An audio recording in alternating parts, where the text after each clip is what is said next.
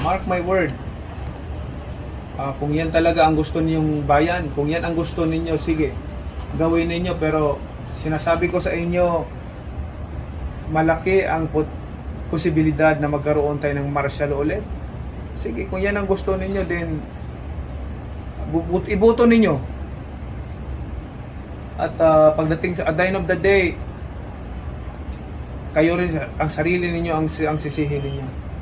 Yan ang ano ko, hindi wala akong personal na galit sa mga Marcos, pero tinitingnan ko lang yung kapakanan ng bansa natin, kapakanan ng bawat Pilipino. A few moments later, hardest critic 2,000 ni years dating later, nung nooy one candidate na si eternity Ferdinand Marcos later. Jr.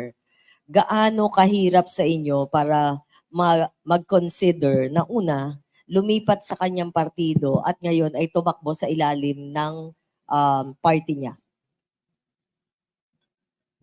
Hindi naman po nag-criticize ako ng todo sa ating Pangulo. Ang tinanong lang ako ng media noon na about sa corruption. Sabi ko, kung may ninakaw, dapat ibalik.